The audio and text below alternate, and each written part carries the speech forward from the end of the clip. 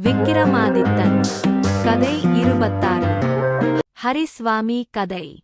விக்கிரமாதித்தன் மறுபடியும் முருங்க மரத்தை அடைந்து வேதாளத்தை பிடித்து தோள் மீது சுமந்து கொண்டு திரும்பி வரும்போது, வேதாளம், கேளுமையா ராஜனே, ஒரு சிறுகதை சொல்லுகிறேன் என்று பின்வரும் கதையை ஆரம்பித்தது.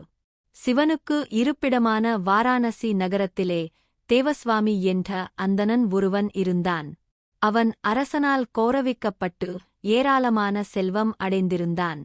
அவனுக்கு ஹரிஸ்வாமி என்ற குமாரன் இருந்தான். மகனுக்கு லாவண்யவதி என்ற அழகி மனைவியாக விளங்கினாள். திலோத்தமை போன்ற அப்சரஸ்திலிகளை சிருஷ்டித்திருந்த பின்னரே பிரம்மா அந்த அழகியைச் சிருஷ்டித்திருக்க வேண்டும். லாவண்யவதி அவ்வளவு அழகாகவும் வசீகரமாகவும் இருந்தாள். ஒரு நாள் இரவு ஹரிஸ்வாமி தன் மனைவியுடன் மாளியின் உப்பரிகையிலே படுத்துத் தூங்கிக் கொண்டிருந்தான். அந்தச் சமயம் மதனவேகன் என்ற வித்தியாதர ராஜகுமாரன் ஒருவன் ஆகாச மார்க்கமாகப் போய்க் கொண்டிருந்தான். அவன் லாவண்யவதியின் அழகைக் கண்டு மங்கிக் கீழே இறங்கி அவளைத் தூக்கிக் கொண்டு ஆகாய மார்க்கமாகப் பறந்து சென்றான்.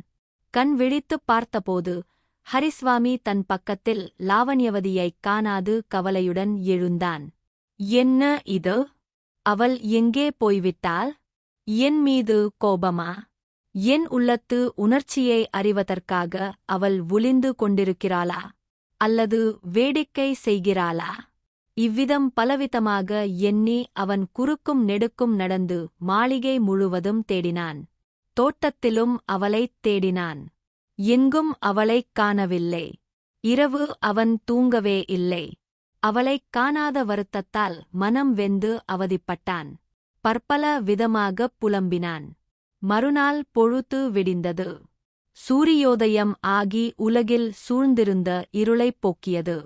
ஆனால் அவன் மனதைக் கவ்வியிருந்த இருள் அகலவில்லை.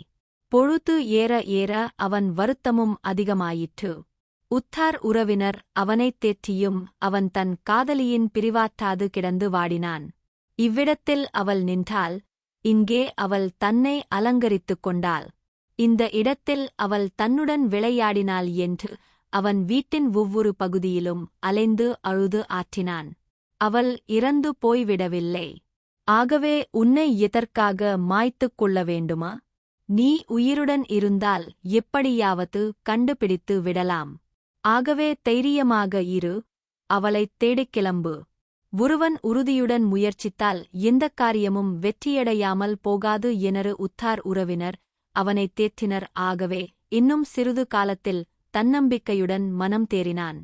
என்னிடம் உள்ளது முழுமையும் சத்புருஷர்களுக்குத் தானம் செய்துவிட்டு தீர்த்த யாத்திரை கிளம்பி எல்லா சேத்திரங்களுக்கும் சென்று பாபங்களைப் போக்குவேன். பாபங்களைக் கழுவிய பிற்பாடு ஒருகால் யாத்திரையிலே என் மனைவியைக் காணக்கூடும் என்று அவன் தனக்குத்தானே முடிவு செய்து கொண்டான். உடனே அவன் எழுந்திருந்து ஸ்தானம் செய்து தன்னுடைய கர்மாக்களைச் செய்து முடித்தான். மறுநாள் காலையில் ஒரு யக்ஞம் செய்து தன் சொத்து முழுவதையும் தானம் செய்துவிட்டான். அப்பால் அவன் தன் பிறவியைத் தவிர வேறு எதையும் உடன் எடுத்துக் கொள்ளாமல் தன் மனைவியைத் தேடி அலைவதற்காகப் புண்ணிய சேத்திராடனம் செய்ய நாட்டை விட்டு கிளம்பினான்.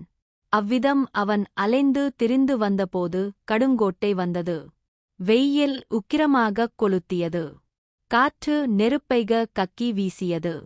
குளம் குட்டைகளில் நீர்வற்றி அடித்தளம் வெடிப்புக் கண்டு கிடந்தது. சாலையோரத்து மரங்கள் காய்ந்து கருகி பட்டை வெடித்து இலையில்லாமல் காட்சியளித்தன. பரிவாற்றாமை, பசி, தாகம், வழிநடையின் அலுப்பு இவற்றால் உருக்குலைந்து மாறிச் சோறு தண்ணீர் கிடைக்காதா என்று ஏக்கத்துடன் ஹரிஸ்வாமி வரும்போது ஓர் ஊரை அடைந்தான். அங்கே பத்மநாபன் என்ற ஓர் அந்தணர் புண்ணியகர்மா ஒன்றை செய்து பலருக்கு அன்னம் இட்டு வந்தார். அவர் வீட்டில் பலர் சாப்பிடுவதைக் கண்ட ஹரிஸ்வாமி அவ்வீட்டின் வாசலை அடைந்து வாசற்படியிலே சாய்ந்து ஆடாமல் அசையாமல் மௌனமாக நின்றிருந்தான். இதைக் கண்ட பத்மநாபன் மனைவி அவன் மீது இரக்கப்பட்டு, பாவம், பசி பொல்லாதது யாரைத்தான் அது பணிய வைக்காது? இதோ வாசற்படியில் ஒரு கிரஹஸ்தன் தலையைத் தொங்கப் போட்டுக்கொண்டு ஆகாரத்துக்காகக் காத்திருக்கிறான். நீண்ட தூரப்பிரையான அலுப்பும் பசிக்கொடுமையும் அவனை வாட்டி வதைக்கின்றன போலும். இப்படிப்பட்டவனுக்கே அவசியம் உணவு கொடுக்க வேண்டும் என்று தனக்குத்தானே சிந்தித்தாள். உடனே அவள் பால், நெய், சர்க்கரை ஆகியவை சேர்த்து சமைத்திருந்த அன்னத்தை ஒரு பாத்திரம் நிறைய எடுத்து வந்து அவனிடம் கொடுத்து இதைச் சாப்பிட்டு பசியாருங்கள் என்றாள். அவனும் பாத்திரத்தை வாங்கிக் கொண்டு குளக்கரையை அடைந்து பக்கத்திலிருந்த ஓர் ஆலமரத்தடியில் அதை வைத்துவிட்டு குளத்திலிறங்கி கைகால் முகம் கழுவிக் கொண்டு வந்தான். இதற்குள் ஒரு பருந்து தன் அலகாலும் கால் நகங்களாலும் எங்கிருந்தோ கருநாகம் ஒன்றைப் பிடித்துத் தூக்கிக் கொண்டு அந்த மரக்கிளையின் மீது வந்து அமர்ந்தது.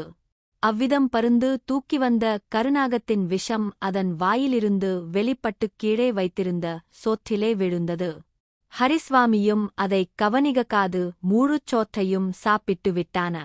விஷத்தின் வேகம் அவன் உடலுள் கலந்து அவதி கொடுக்க ஆரம்பித்தது. விதி ஒருவனுக்குச் சதி செய்தால் உலகத்தில் எல்லாமே அவனுக்கு விரோதமாக மாடிவிடுமன்றோ? அதேபோல இந்த சோறும் எனக்கு விஷமாக வந்து வாய்த்தது என்று கதறினான். விஷத்தின் கொடுமை பொறுக்க முடியாமல் அவன் தள்ளாடிக் கொண்டே வந்து அன்னமிட்ட அந்தணன் மனைவியிடம், நீங்கள் கொடுத்த சோறு எனக்கு விஷமாகிவிட்டது. ஆகவே அந்த விஷத்தைப் போக்கவல்ல மந்திரவாதியையோ விஷ வைத்தியனையோ அழைத்து வாருங்கள், இல்லாவிட்டால் பிரம்மஹத்தி தோஷம் உங்களுக்கு ஏற்படும் என்றான்.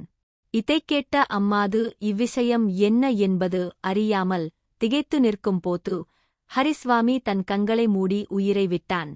உடனே அந்தணன் கோபித்து அந்த பழியைத் தன் மனைவி மீதே சுமத்தினான். நிரபராதியும் உதாரக் குணமும் வாய்ந்த அவளை வீட்டை விட்டே துரத்திவிட்டான். தருமக்காரியம் செய்யப் போயும் அகாரணமாகத் தனக்குப் பழிச்சொல் கிடைத்ததை எண்ணி மனம் நொந்து அவள் அதற்காகத் தபசு செய்ய புண்ணிய தீர்த்தத்தை நாடிச் சென்றாள். பருந்து, பாம்பு, பிராமணனுக்கு சோறு கொடுத்த தம்பதிகள் ஆகிய நால்வருள் யாரை பிரம்மஹத்தி தோஷம் பீடிக்கும் என்பதைப் பற்றி தர்மராஜாவின் முன்னிலையில் விவாதம் நடந்தது. எனினும் முடிவு ஒன்றும் செய்யப்படவில்லை. இவ்விதம் கதை கூறிய வேதாளம், ஆகவே திரிவிக்ரமசேன மன்னா அந்த பிரம்மஹத்தி தோஷமும் ஹரிஸ்வாமி உயிர் நீத்த பழிக்குத்தமும் யாரைச் சாரும் என்பதை நீர் சொல்லும், இல்லாவிட்டால் பழைய சாபம் உம்மை பீடிக்கும் என்றது. வேதாளம் இப்படிக் கேட்டவுடனே விக்கிரமாதித்த மகாராஜன் தன் மொத்தைக் கலைத்துப் பின்வருமாறு பதில் சொன்னான். யாரும் குற்றவாளியல்ல. தன்னை எதிரியான பருந்து பிடித்து விழுங்க வரும்போது அநாதையான நிலையிலிருந்த பாம்பின் மீது குற்றமேயில்லை. பருந்தை பற்றிக் கூறப்போனால் பசிக்கும்போது தனக்கு இயற்கையான ஆகாரத்தை எங்கேயோ கண்டு எடுத்து அதை புசிக்கும்போது பருந்து என்ன தவறும் செய்துவிட்டது? தம்பதிகளோ அவர்கள் தருமத்தினின்றும் வழுவாமல் வாழ்க்கை நடத்த வந்து ஹரிஸ்வாமி பசியென்று வந்தபோது இரக்கப்பட்டு ஆகாரம் கொடுத்தார்கள்.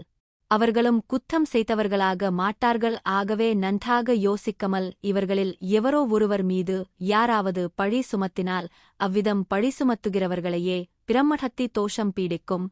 தற்செயலாக நிகழ்ந்துவிட்ட உயிர்கொலையில் யார் மீதாவது குற்றம் சுமத்த முயலுபவர்கள் மீதுதான் குற்றம் ஏற்படும். இந்த பதிலைக் கேட்ட வேதாளம் மறுபடியும் கட்டவிழ்த்துக் கொண்டு கிளம்பி முருங்க மரத்தில் தொற்றிக் கொண்டது. அரசனும் அதைப் பிடித்து வரக் கிளம்பினான். வணக்கம். நன்றி. கதை மீண்டும் தொடரும்.